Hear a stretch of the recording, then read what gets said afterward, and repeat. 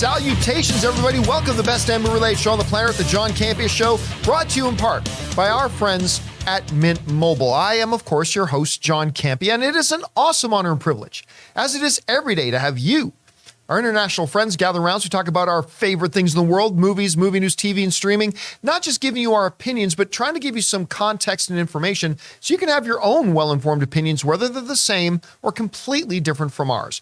Joining me today is Ray Ora, Jonathan Voico, Chris Carr, what's up? And most importantly, you guys here joining us today. Thanks so much for making this show part of your day. And yeah, we got a bunch of things to talk about here today, so let's dive right into it, shall we? We're going to start off with this. We did a video about this on the YouTube channel a little bit earlier today, but Indiana Jones and the Dial of Destiny, a movie that we've been waiting, I want to say about 5 years for, since they first announced that they were going to do it.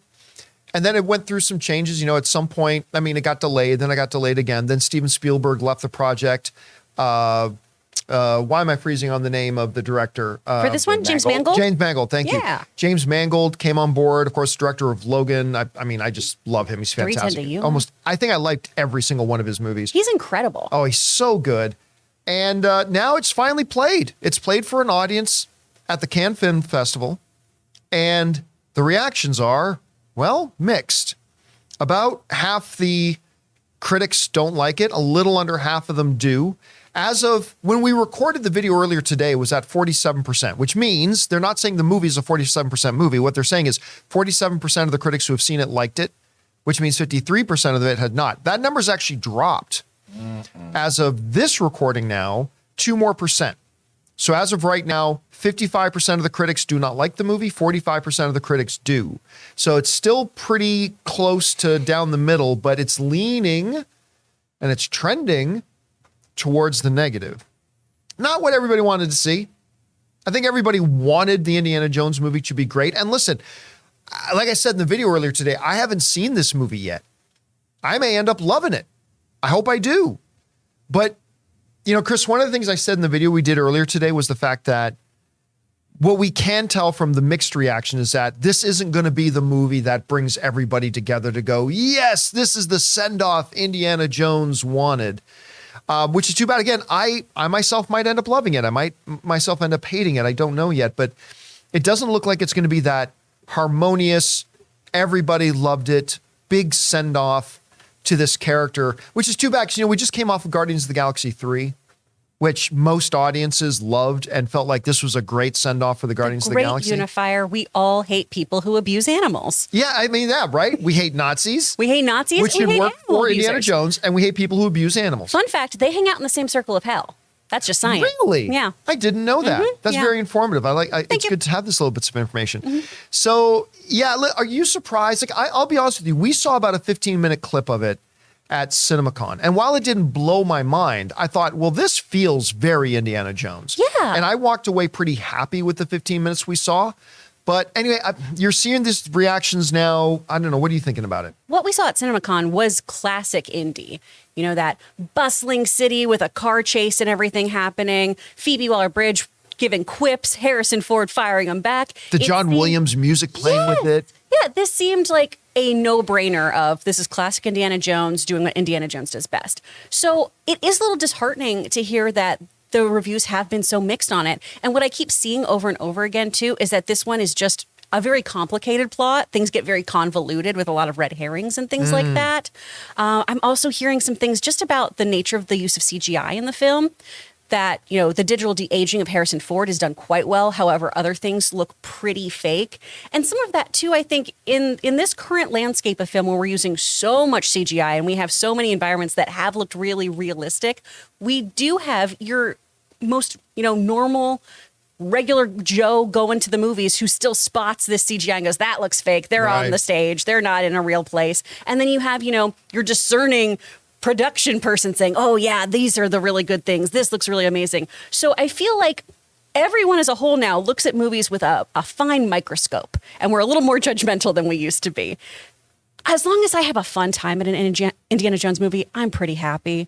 I don't think, because I recently watched it, as you guys know, Logan is a huge Kingdom of the Crystal Skull apologist. Right. I know. It's in our wedding vows, you guys. It's ridiculous. No, they are not. Yes. They're in your wedding vows. In our wedding vows. Logan put them in your wedding vows. I put them in our wedding vows. You put about them in how the wedding I vows. still loved him, even though he loved this movie. Oh, that's great. Because it's an indicator I'll of how allow that. he That's likes great. fun. You know, as long as he's a good time, he's in for it.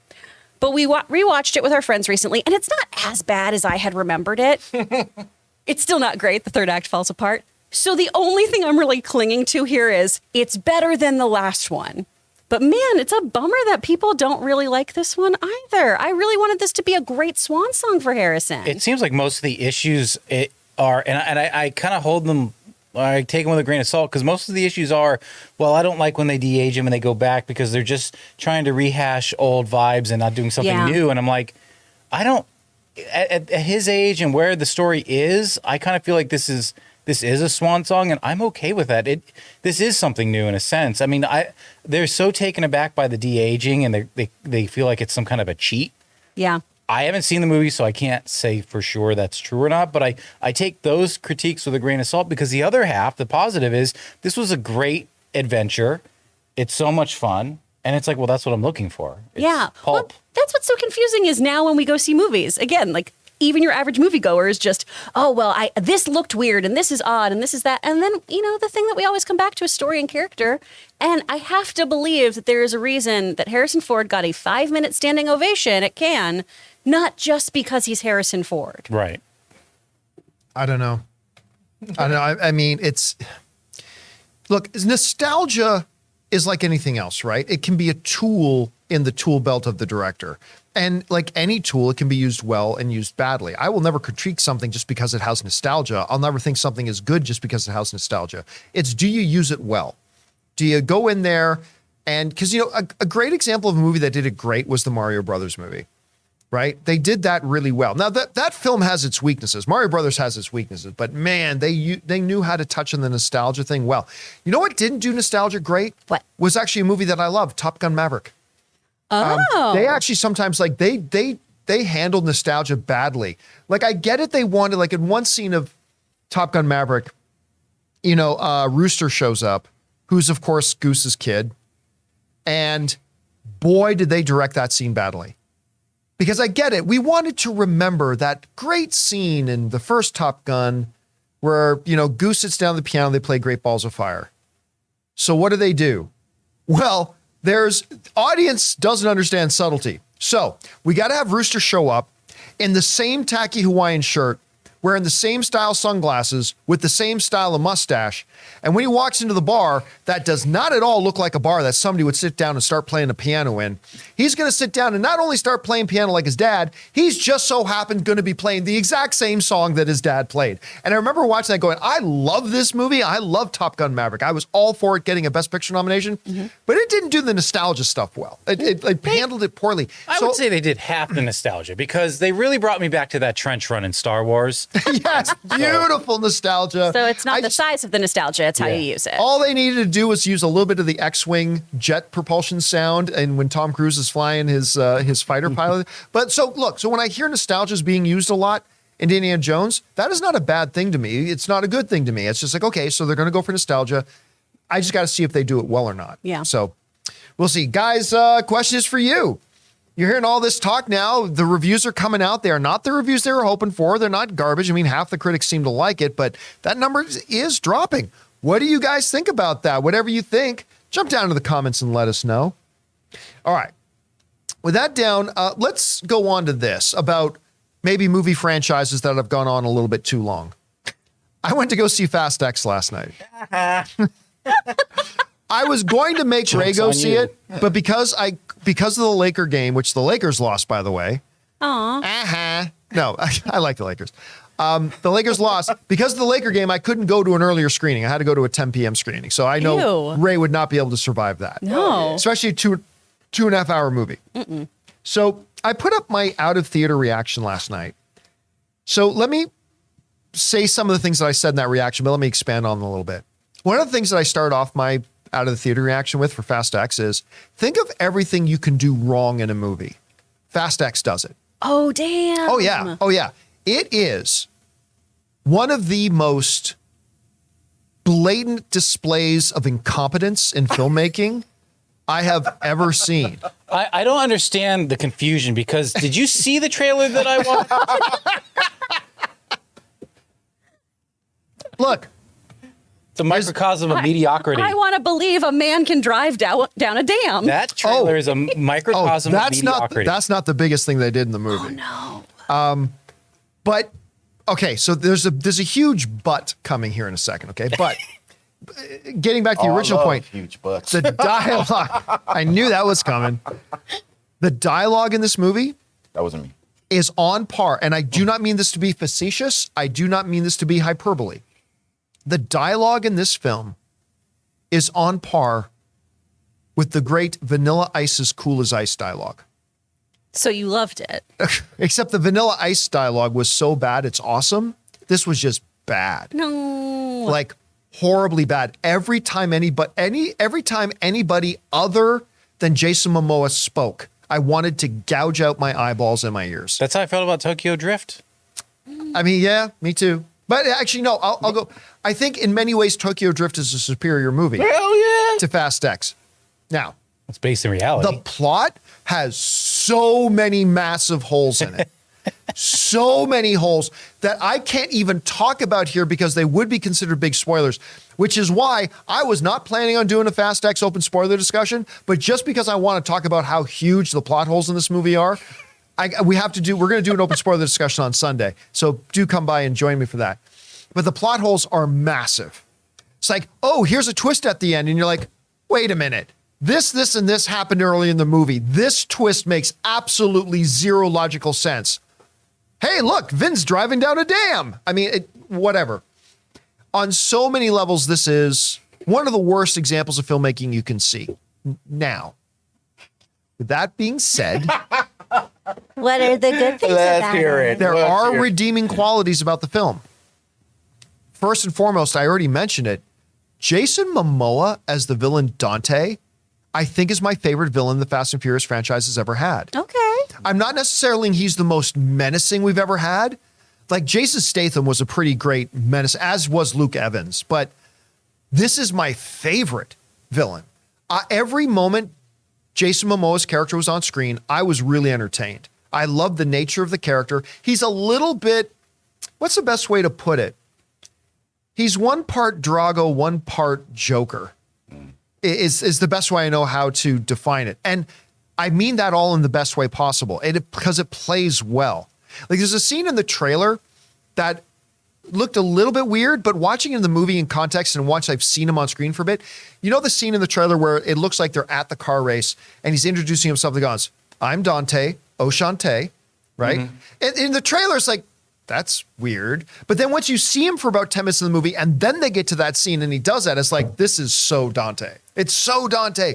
And that was really every moment Jason Momoa's on screen I loved. Also, I got to say this. The action in the film is great. It's great. There's always a lot of action in Fast and the Furious, and not all of it is always great. The action in this movie is fantastic, particularly the hand-to-hand combat scenes. Which, I mean, at the one point stretches the reality, your scope of what you believe in reality, because anybody who's part of Dom's crew is a world-class mixed martial artist. Like they're all top of the field in the world mixed martial artists. I thought they've been fixing cars their whole lives. You got to know Kung Fu to be able to fix a car, apparently. But the hand-to-hand combat fights were great. Like everything from the choreography of them, the cinematography of them, the originality of them, the pacing of them. None of the hand-to-hand fights went too long. Like they were really effectively done very, very well. Also, the car chase stuff was thrilling. What I said in my video was that they took the utter ridiculousness factor from Part 9 and toned it down a bit to say Fast 7 levels. Still completely asking you to suspend disbelief in what the laws of physics and reality are, but not quite as egregiously as they did in 9. You know what I mean? Although there is one shot in the movie involving a car and a crane that are kind of Fast 9 level stupidity and ridiculousness. But, you know, maybe we'll talk about that a little bit in the open spoiler discussion. Are you going to talk about that one part? Which part's that? Where Vin Diesel opens up that small garage and then he sees all these car parts, these abused car parts. Oh, and then the catalytic converter goes and touches his nose. Get out. It touches his nose. That part killed me. He looks at the sign. It says Toretto's Junkyard. And now he realizes he's Toretto. You're mixing it with Guardians 3 again. Oh, dang it. Oh. Wait, You've been in this fever dream. I was going to watch these movies so I could go watch Fast X. And now, You don't I need hate this plan even more. And I don't want to get my sick husband even more sick by watching these. Is there value in me still watching this franchise? That's like you as saying somebody who's never gone. I was going to go and cut off all my fingers before cutting off my hands. I'm having a real Banshees of Inisherin kind of week. Yeah. No, I'll say this. No, look, you should absolutely watch franchise. Okay. Fast 4, Fast 5. I mean, where it really starts getting good is Fast 5, but Fast 5, So I have to Fast watch 6, 4 Fast movies 7. till it gets good? You know what? I'm 5, starting. 6, 7. you can 5, 6, skip 7. them. You're good. I'm starting from the beginning. You I'm just can gonna go do it. right to just 4 if you want and just Okay. start from there. But Well, I 5, miss 6, and important lore. 7, in my opinion, are excellent. I liked 8. 9 is a disaster. But 5, 6, 7. Here's the other thing that didn't work in the film. Even in some of the not so great Fast and the Furious movies, humor was always a fallback for them. Like the humor usually worked. The humor didn't work in this movie. It was not funny. I think Pete Davidson is in a scene, and he's got some pretty good lines. Okay. But there's really not many of the jokes land very well. So it's a very, very much a mixed bag. Look, do I think this movie is better than Fast 9? Yes. Yes, that Fast 10 is better than Fast 9. Is it a lot better? I don't know if I would say it's a lot better, but again, Jason Momoa makes it worth it. The car chase stuff kind of makes it worth it. The hand-to-hand combat stuff kind of makes it worth it. Bad humor, terrible dialogue, massive plot holes. But great action? So it's the Revenge of the Sith of the Fast and Furious franchise? Does Revenge of the Sith have great action? I think so. I I think it's got its moments. like their fights. I mean, I will say this. I've heard it on good authority, Chris, though. You could consider it. I've considered it. Mm-hmm. If you start from the very first, the Fast and the Furious, all the way through, Mm-hmm. you can actually atone for all of your sins. They That consider makes that sense. penance in some That countries. makes sense. All right, guys, Do it. question is for you. It's now out. It's available. You can go see Fast X. What did you guys think about the movie? Make sure you let us know. All right. Let's talk about this next thing. This is another topic we brought up on the YouTube channel today, and we made an individual video about it where we discussed it. But, they announced today that Disney Plus and Hulu are dropping over 50 titles. 50. And when I say dropping, I'm glad Ray pointed this out. I don't mean they're arriving. I mean they're dumping. Dumping over 50 titles, including certain titles that were very anticipated. Why the Last Man? Gone. Willow, which they just spent a couple years pumping and promoting, and Buckets of money on that show. and then they're dumping. It's gone. They're dumping it off the thing. I believe they said the date is May 26th. So if you want to watch Why the Last Man on Hulu, if you want to watch Willow on Disney Plus, now's the time because they're disappearing on May 26th. And again, a list of about 50 other titles. Now, we know why they're doing it. It's a cost-saving measure. Shows that sit on streaming services are not shows that are available online that you rent and buy.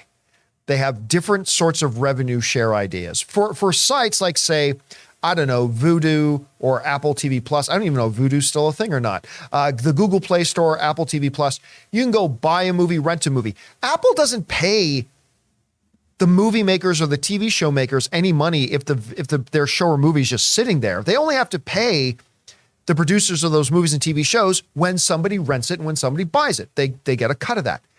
It's different for the streaming services. Just being there on the streaming services, you got to pay the producers and you got to pay royalties and you got to pay all that kind of stuff. And so what we have here is a situation where Disney is like, okay, here's 50 shows that I guess they're looking at saying nobody's watching. And if nobody's watching, that means they're not responsible for bringing in new subscribers. And if nobody's watching, that means they're not responsible for keeping our current subscribers. I was just looking at the list, John, and my heart was pumping so much because I was like, please don't have this full on this list. and it's not on there. Thank you, because I love this fool. That show on Hulu is really good. I thank God it didn't make that list. Ray's talking about the list of all the stuff they got done. Yeah. I was just looking at it right now. So Disney is looking at this, and we've got all these shows, and these aren't bringing any viewers, so they're not keeping our subscribers, and they're not getting us new subscribers. So we're just paying out billions of dollars for nothing. And they decided, well, it's like a gym membership you don't use. This is just costing me $25 a month. Do you just keep it? No, you dump it, unfortunately.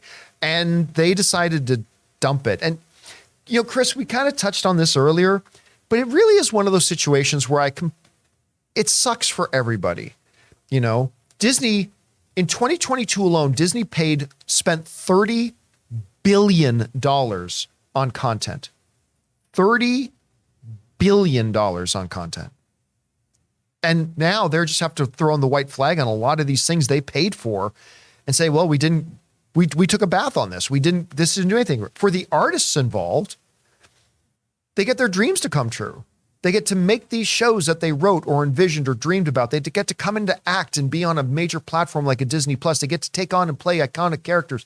They get to design these sets and create these worlds and all this kind of stuff. And now it's being told, we're just getting rid of it. Like, we don't even want it. It's one of these situations where I understand the feelings of both people on both sides of it. But you saw this, and as an artist yourself, as an actor, somebody who works on that side of things, how are you feeling about like all that content now just getting dumped? It's such a big shakeup for all of us. When HBO did it, and particularly gunning for animation, especially with the kind of acting I do, that was really, really heartbreaking. And to see this trickle over to other streamers, we knew it was coming. We've all seen the writing on the wall, but it still doesn't make it any less upsetting to have something that was made by so many people. I mean, it takes such a village to make anything. Regardless of whether or not you all like the outcome, it takes so many people to make a television show, to make a movie. And it's a lot of blood, sweat, and tears.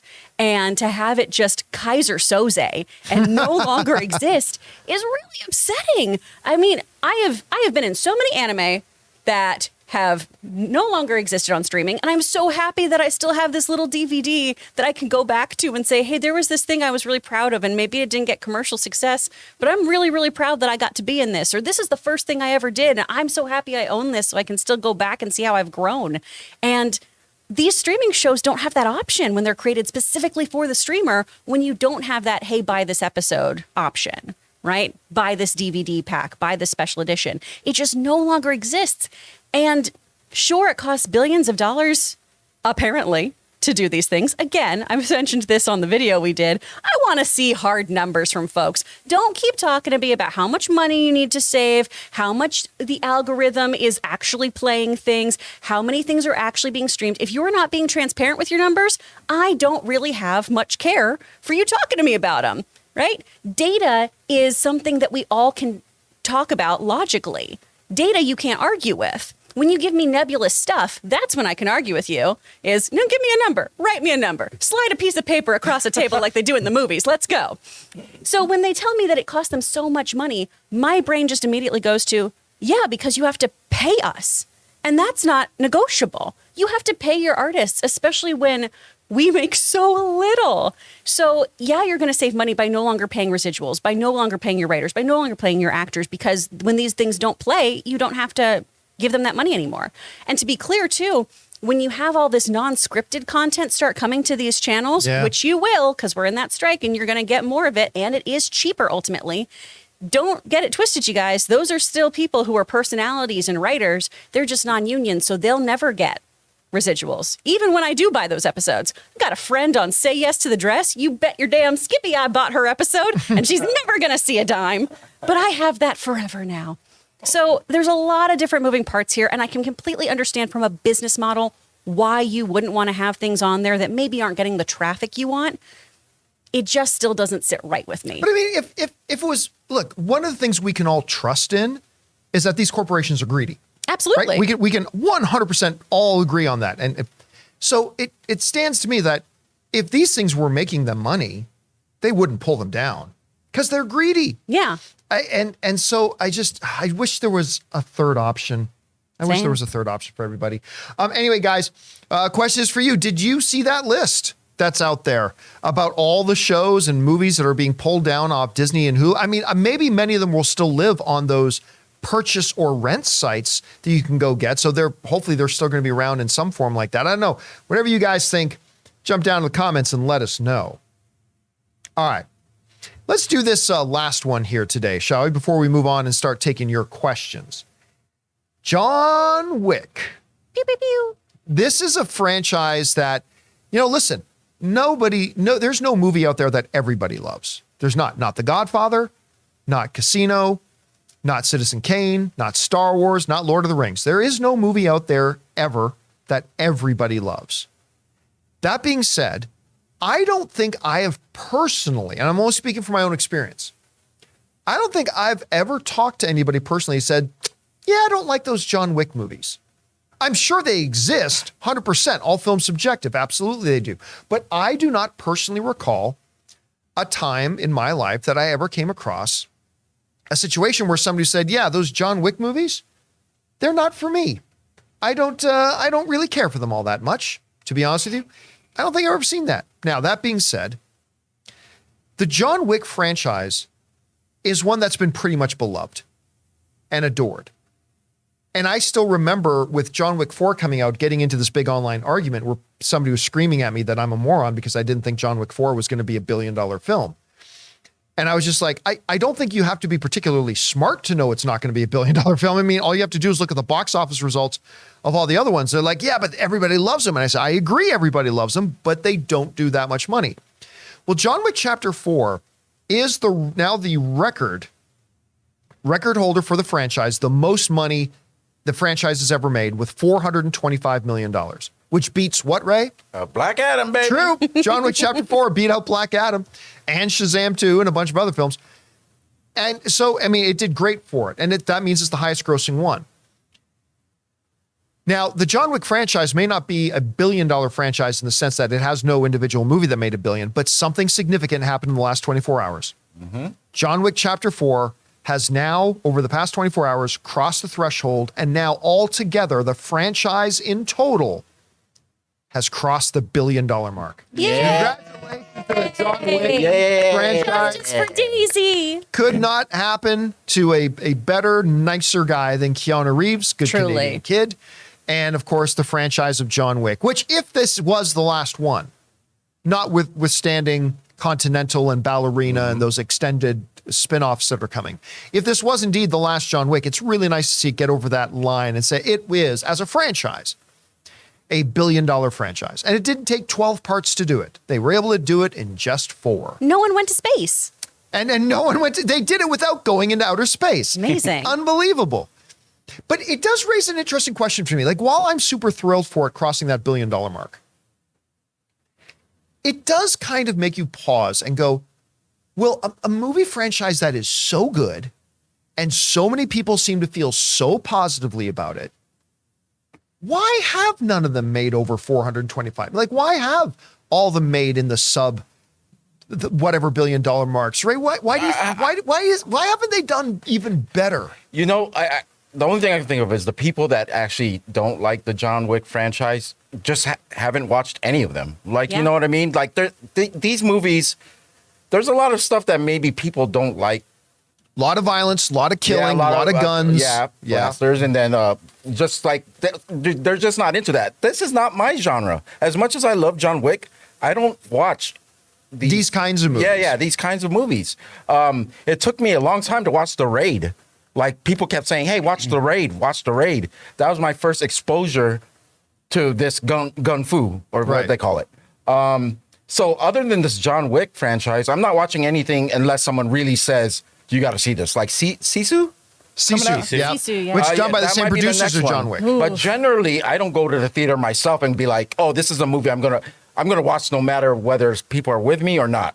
You know you love a genre when you go to a theater and watch it by yourself. Yeah. You know what I mean? So, like, this is not my choice. So I figured there's a lot of people who haven't even given it the time of day. Right. And you ended up really liking John Wick 4. Oh, yeah. You love that movie. It's between 1 and 4 that are my favorites. Yeah, I totally agree with that, Ray. Because again, for me, this is not my kind of genre either. Because this kind of movie almost always guarantees you're going to see eyes gouged out. That's true. And And Chris has a thing with eye violence. If I see you change your contacts, I will yak. Touching eyes freaks me out, man. Wait. A little off. Chris, have you seen John, have you seen this on they've released Mortal Kombat 1, they're re-releasing it? Have you seen they put a trailer out. No. for Have you it. seen the trailer? Watch it. Watch it. Okay. Wait, okay, is go there ahead. eye violence? No, John. Is it so that I see nasty No, eyes? John. She needs to see it because Mortal Kombat's crazy, right? Yeah. Watch it. Just watch Okay. it. Okay, go ahead. Go All ahead. right. I won't throw say up, a I'm thing. gonna be really I won't upset. say. Jonathan. Oh no, go ahead. Finish I your was thought, just gonna Chris. say, but yeah, I think a lot of people just assume this isn't going to be their kind of movie because it's a shoot 'em up. But we just talked about this with Guardians, right? You have a villain and cause you can get behind from that first movie. John Wick can do no wrong because, God damn it, those people killed his puppy that his dead wife got for him. Yeah. And from there on, you're in. You're absolutely in. And even though it is high octane action and everything, and even though certain things are ridiculous, the lore is so good. The world building is so good. You care for this character so much.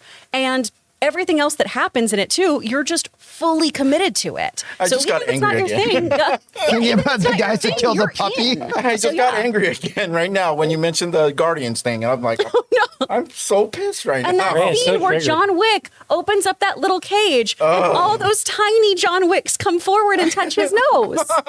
He's like, I'm not a Wick. And then he sees these like Wick species. It's also the John Wick franchise is a much darker tone. So, because I was thinking like, excuse me, I mean, okay, the Fast thing has a lot of gun violence and everything else too. But I mean, it's poppy. It's a bunch of like movie stars you already know. It's flashy. It's stupid jokes, stupid dialogue, whatever. And John Wick is somber and it's a dark tone. And unless you're into going to the movies for that, it could be off-putting to some people. They're not. So a lot of people just want to go for the popcorn kind of thing. And although John Wick, could sort of be a popcorn flick, it really isn't. It's a dark, serious tone. When he cut off his finger, I keep going It's back to that. sad. That's not for me. That's not for me. I'll turn my head every time. It's rooted in a lot of sadness too, and I just think, that carries over to audiences. Guys, question is for you. Number one, how great is it that John Wick has now crossed the $1 billion mark as a franchise? It's finally gotten over that finish. But why do you think that a film franchise that most people seem to enjoy and like so much, and a lot of people get very excited, has not been able to do better? Anyway, whatever you guys think, make sure you let us know your thoughts. All right, guys, listen. We are now going to spend the remainder of our time taking questions from you guys, our audience, particularly our YouTube channel members. Those of you who are our channel members of our YouTube channel, we put up a community post asking you if you had any questions to send them in. We've got a bunch of them now, so we're going to get to that. But before we do, we're going to take a quick moment and thank a couple of sponsors of the John Campea Show podcast, our friends in my mobile service provider, Mint Mobile and ExpressVPN.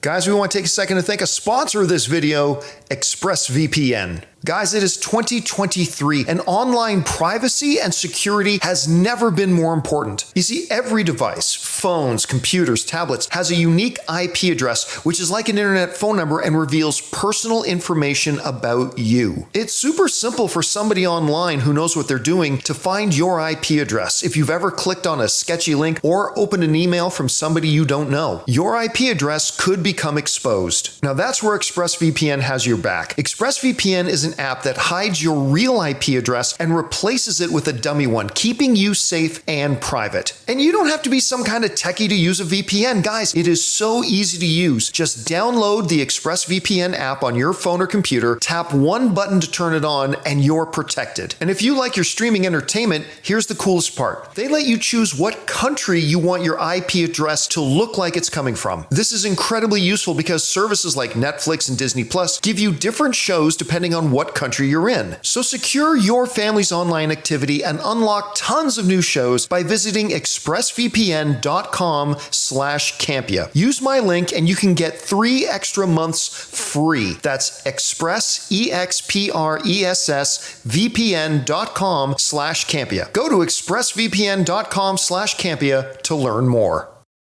We want to thank a sponsor of this video, Mint Mobile. From the gas pump to the grocery store, your utility bills and favorite streaming services, inflation is everywhere. Seriously, make it stop. Thankfully, there's one company out there that's giving you a much needed break. It's Mint Mobile. As the first company to sell premium wireless service online only, Mint Mobile lets you order from home and save a ton with phone plans starting at just $15 a month. You guys know that ever since I switched to Mint Mobile, I've been saving almost 70% a month over my old phone plan. For people looking for extra savings this year, Mint Mobile offers premium wireless for just $15 a month. By going online only and eliminating the traditional cost of retail, Mint Mobile passes the significant savings on to you. All of their plans come with unlimited talk and text plus high-speed data delivered on the nation's largest 5G network. Use your own phone with any Mint Mobile plan and keep your same phone number along with all your existing contacts. Switch to Mint Mobile and get premium wireless service starting at just $15 a month. To get your new wireless plan for just $15 a month and get the plan shipped to your door for free, go to mintmobile.com/Campea. That's mintmobile.com/Campea. Cut your wireless bill to $15 a month at mintmobile.com/Campea.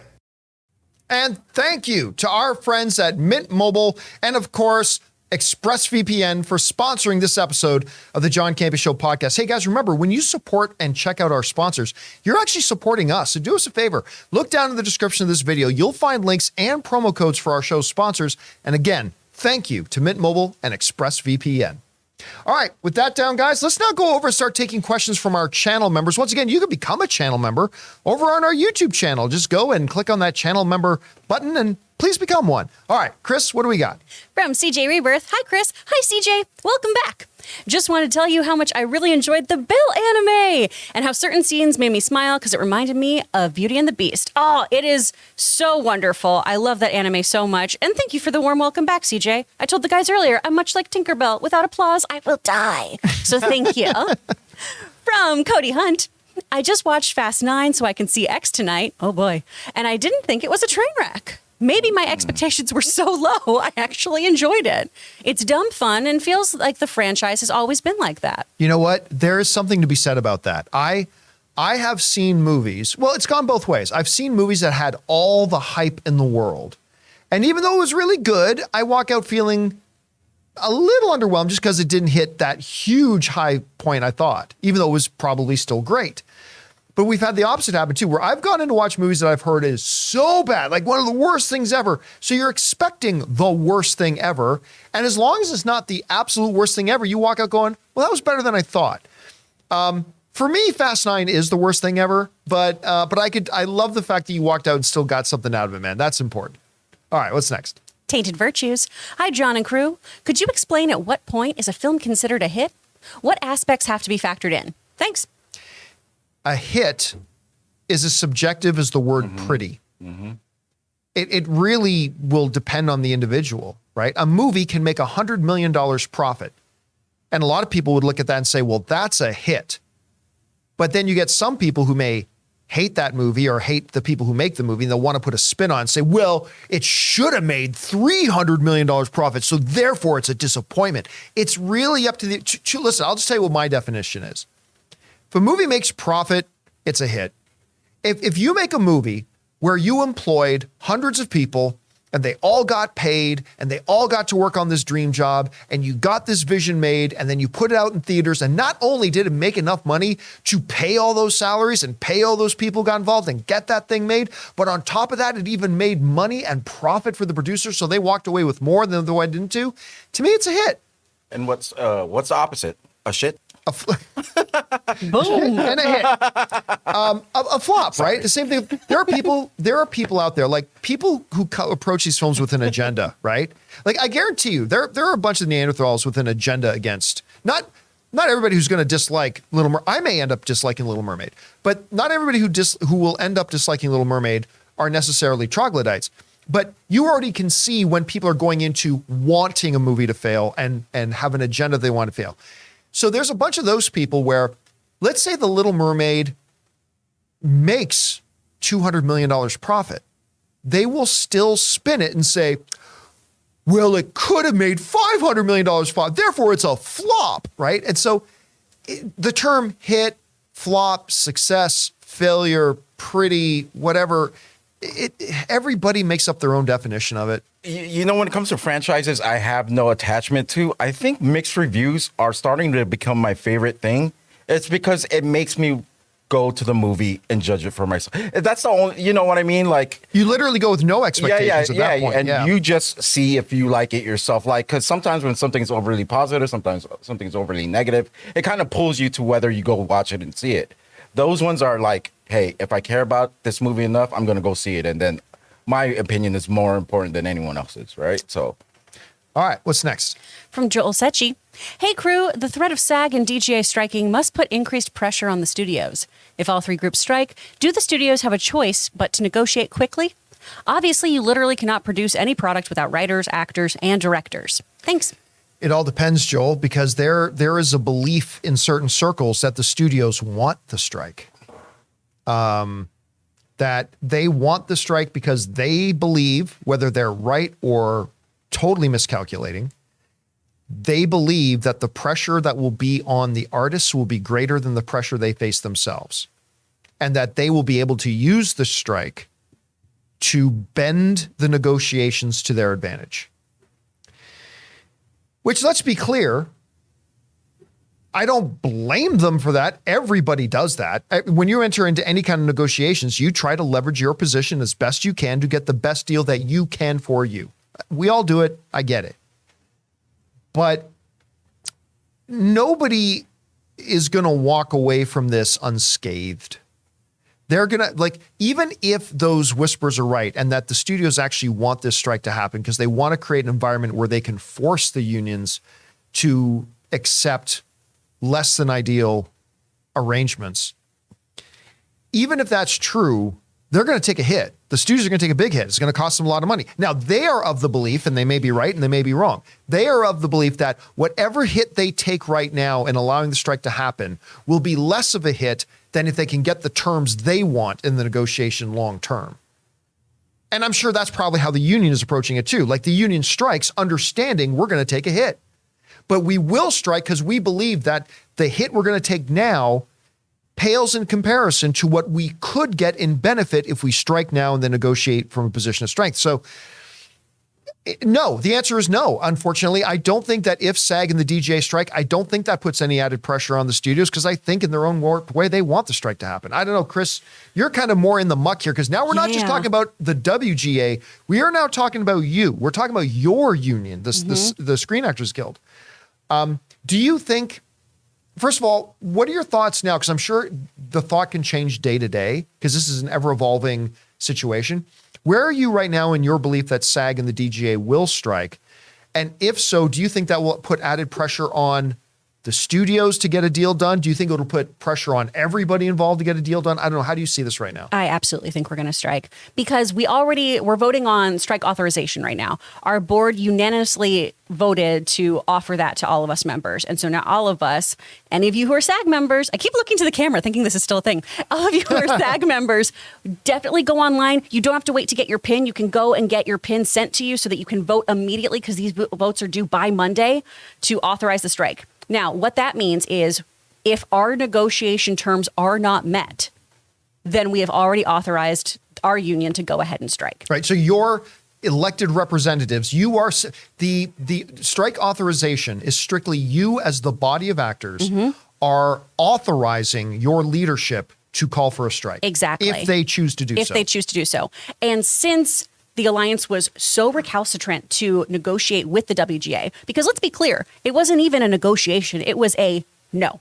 Right. It was no. There was for no their terms. counteroffer. Exactly. Yeah. It was just flat no's. And I do not see them bending to actors. I really, really don't. So I think we will absolutely strike. I think the WGA will follow in suit because you got to remember too. DGA? The DGA, the Directors Guild. Yeah, because you think they will follow in suit? Yeah, I because think they will. WGA is already striking. Yeah, everyone's going to strike, I think, because you also have to remember so many of these members, not only are we intrinsically tied because of the work we do, so many of us now also are members of all three unions. Right, yeah. And so you're not going to go, well, this one's going to strike, but I guess this one isn't. Solidarity is the only way to move things forward. Little Ted Lasso spoiler here. I know all of us want executives and corporate folks to have that great Rebecca moment and say, my God, don't you all make enough money? Why would you take away something that people love so much?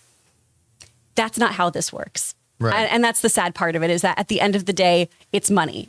It's money. And that's why we need to strike, is so we can try to hurt these studios, these executives, etc., where it hurts, on their bottom line with money.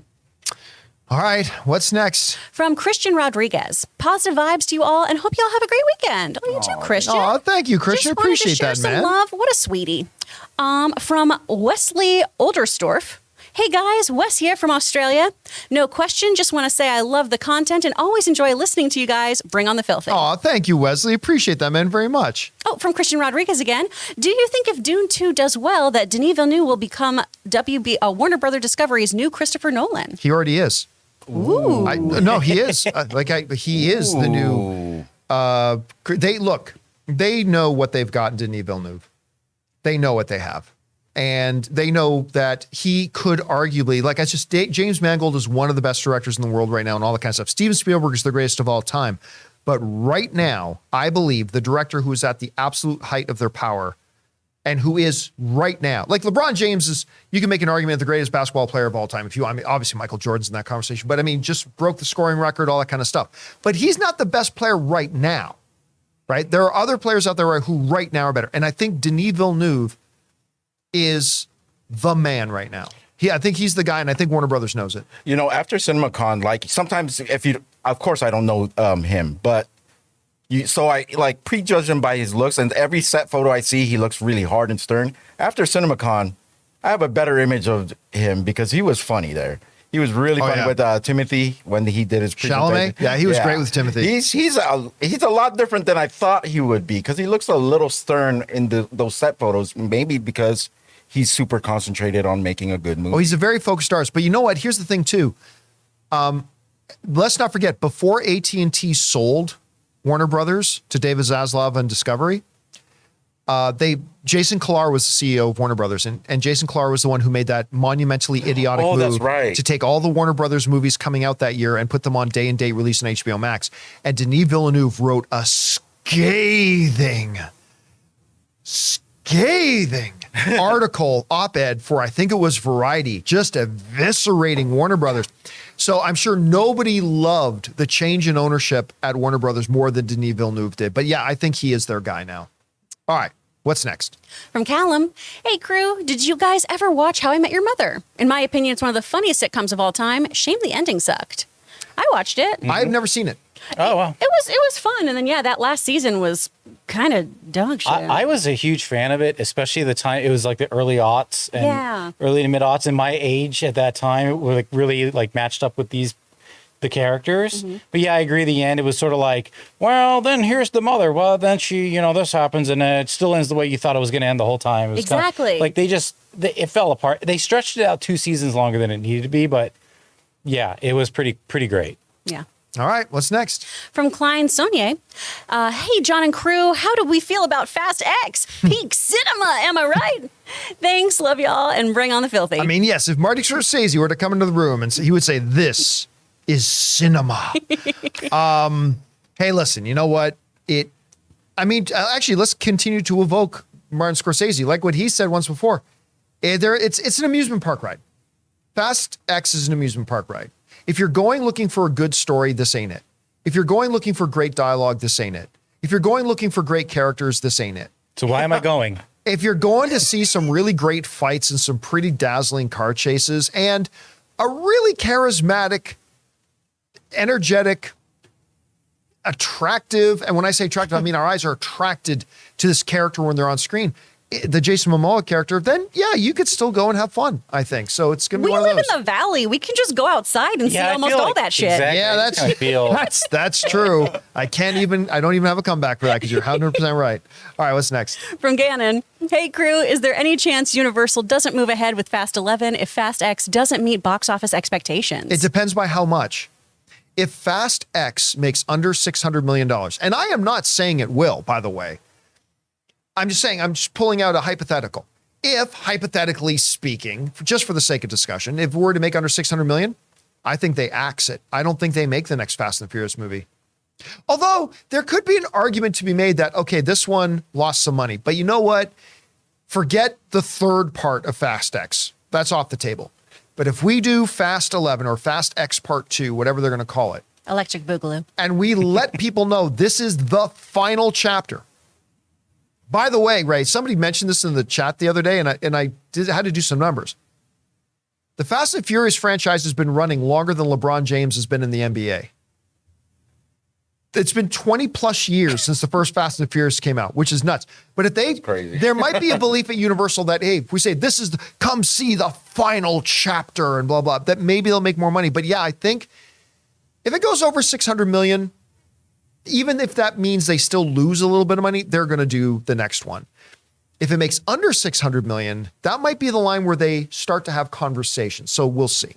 All right, what's next? From Red One Real Talk, I'm holding out hope that we get a riveting speech from Optimus Prime with Linkin Park playing in the background in Rise of the Beasts. Probably will. Even if the movie is a train wreck, a moment like that will be plenty to know I got my money's worth. What I've done. And listen, the Linkin Park music and the Transformers movies are awesome. I love that It's music. iconic. Plays so good. And Optimus Prime, listen, Optimus Prime, if Optimus Prime came to me in my sleep and said, murder your neighbors, I'd probably do it because it's Wow. Optimus Whoa. Prime. Your neighbors It's Optimus are Prime. Wow. I would just I'm gonna warn your assume he had a neighbors. good reason Lock for your telling me to do it. doors. Oh my goodness. Your Honor, what do you say for yourself? Your Honor, Optimus Prime told me to do it.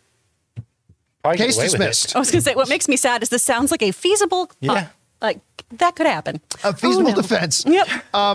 So yes, I would look forward to that too. I don't know how good this movie's going to do at the box office, but I know you put Unicron in there. I'm pretty excited to see this movie. It also feels like it's been a while since we've had a Transformers movie for me. It feels like it, but we had Bumblebee. I know, and I loved it, so I can't That was wait a for little this while one. ago, though. That was a I little can't while wait ago. for this one. All right, what's next? From Dalton Burdett, do you think the mixed reviews of Indy out of Cannes will hurt its opening weekend? Yes. Yep. How much? I don't know. Like, listen, Indy could still have a fantastic opening weekend. It could still have a great opening weekend, but it would have been better if it had gotten not mixed reviews coming out, right? But yes, I do think it's going to have an impact on it.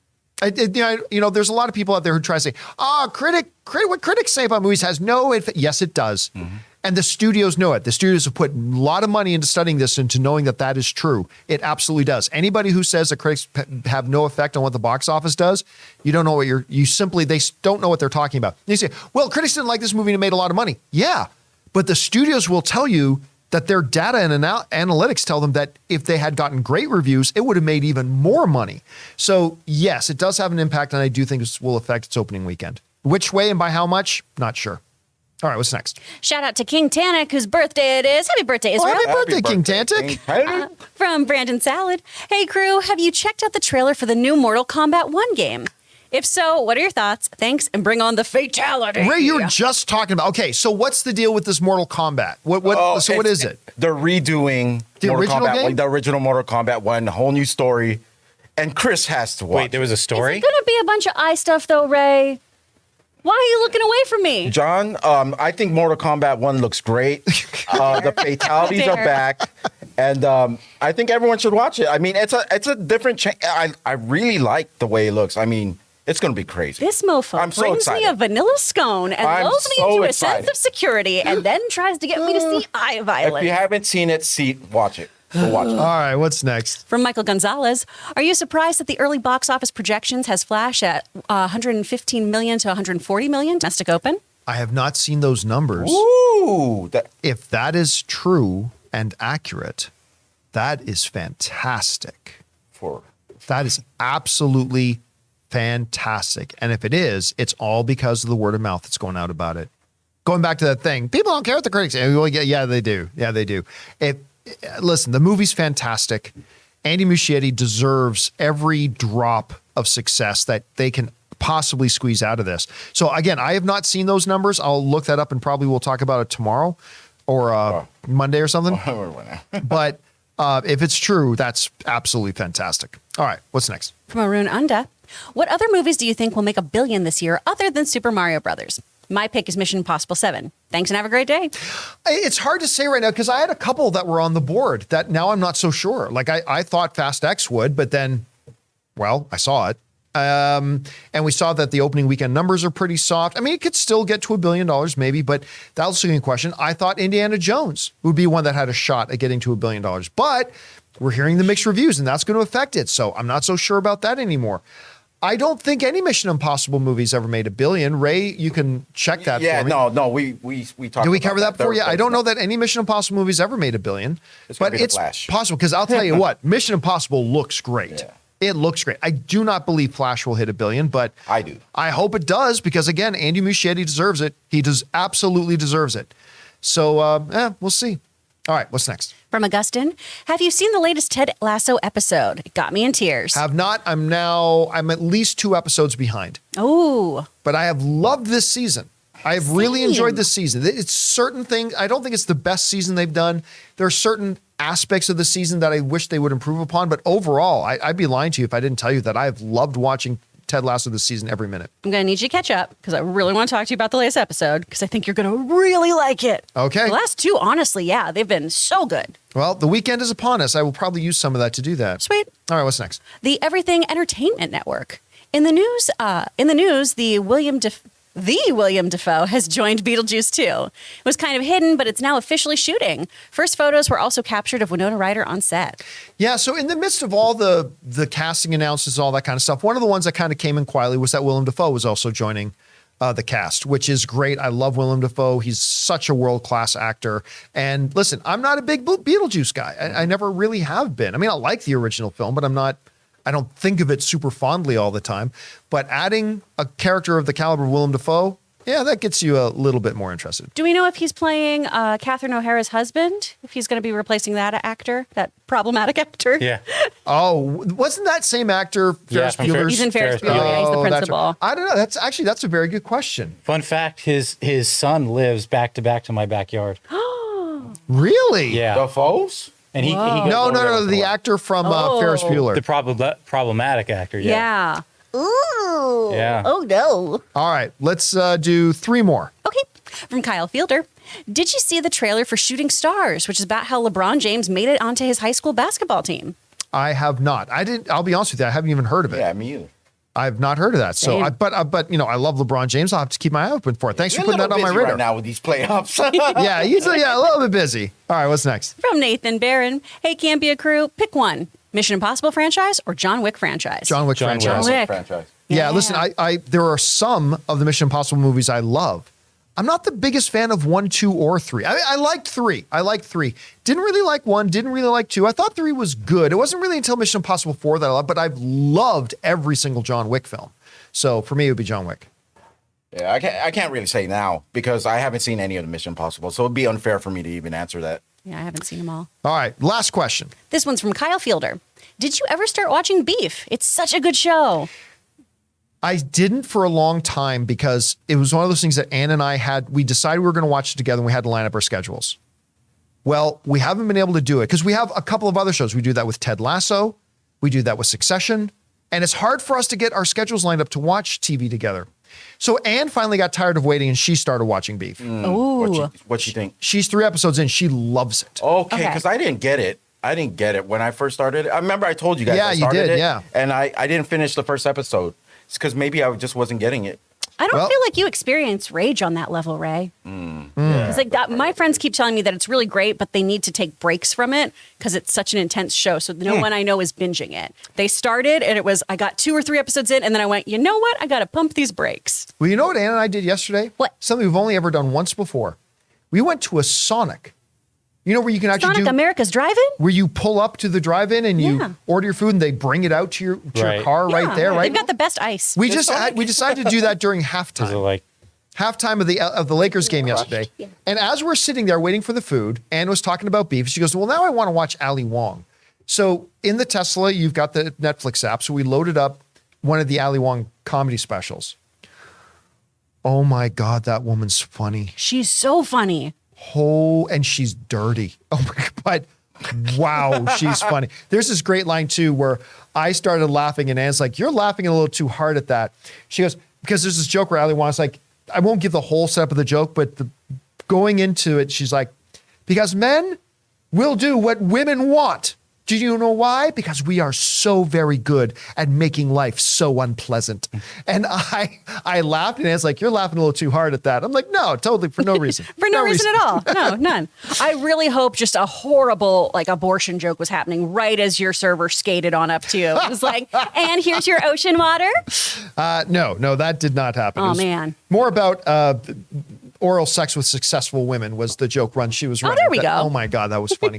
Anyway, all right, guys, that'll do it. That's all the time we have. We got through as many of those as we could, but that'll do it for today's installment of the John Campea Show podcast. Thank you so much for making this podcast a part of your day. Big special thank you to all of our YouTube channel members who sent in those questions. Number one, because you gave us great fun things to talk about. But number two, by being a YouTube channel member, you're actually supporting us and our shows. And we thank you guys so much for that support.